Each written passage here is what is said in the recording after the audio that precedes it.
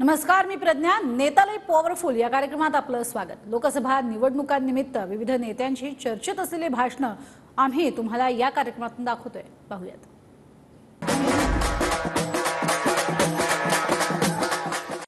पक्षाची बेमानी करणं म्हणजे आईच्या दुधासंग बेमानी करणं होय. आणि या प्रतापरावने या अडत्याने आपल्या आईच्या दुधासंग बेमानी केली हे म्हणण्यात काही वावगं नाही. अनेक फंडे काढलेत त्यांनी. अक्षयदीनचा हा तो विषयच बंद झाला. 10 वर्ष झाले. आता विकसित भारत आणला. आता अक्षयदीन म्हणणार नाही, आता विकसित भारत. म्हणजे दर निवडणुकीला वेगळे वेगळं प्रेझेंटेशन भारतीय जनता पार्टी करते. जसं आपण म्हणतो बोलक्याचे बोंड खपतात, तसा हा बोंडा खपूर आला देशाच्या पंतप्रधान. म्हणजे कशा पद्धतीनं आता चौथा फंडा रोज टीव्हीवर चालू आहे. चौथा फंडा कोणता? मोदी जी की गॅरंटी. मोदी जब गॅरंटी देता है तो पूरी करता है. स्वतः मोदीजीच म्हणतात मोदीजीला, सर्वसामान्य शेतकरी नाही म्हणत. अरे मोदीजी, तुम्हीच गॅरंटी दिली होती आमच्या खात्यात 15 लाख रुपये येतील म्हणून. मीच गॅरंटी दिली होती कुळाचे घर आम्ही पक्के करू म्हणून. 2014ला एक नारा दिला होता भारतीय जनता पार्टीनं, छत्रपती का आशीर्वाद, चलो मोदी के साथ.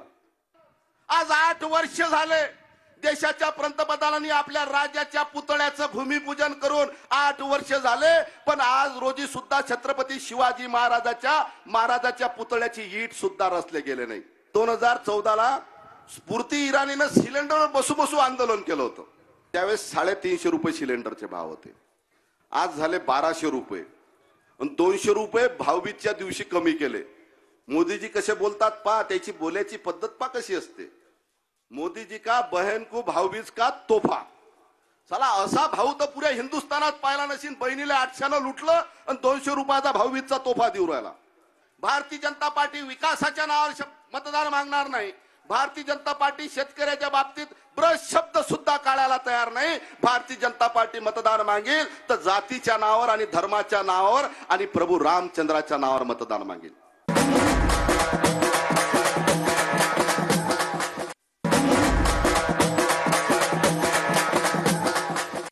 बांधवांनो, या महायुतीच्या माध्यमातून एक सशक्त असा बुलंद चेहरा माननीय मोदीजींच्या रूपात आपण पुढे केलेला आहे. हा करत असताना महायुतीच्या सगळ्या उमेदवारांची ताकद नरेंद्र मोदीजींच्या पाठीशी राहणार आहे, सगळ्या देशवासींची पाठीशी राहणार आहे.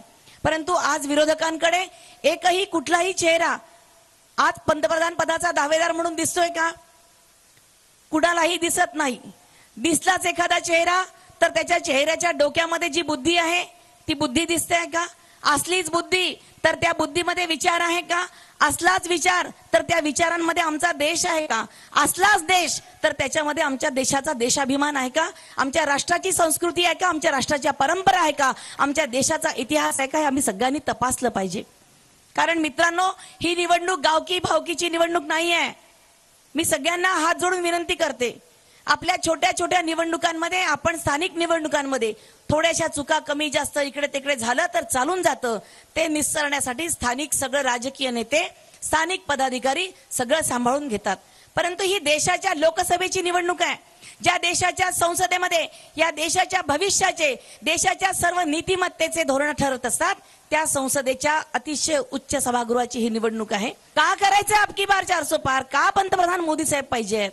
याचं कारण आहे बांधवांनो, आपल्या देशाची संपूर्ण ऊर्जा, ताकद, जी प्रतिमा आहे, ही प्रतिमा पुन्हा निर्माण करायचं काम माननीय मोदीजींनी केलेलं आहे.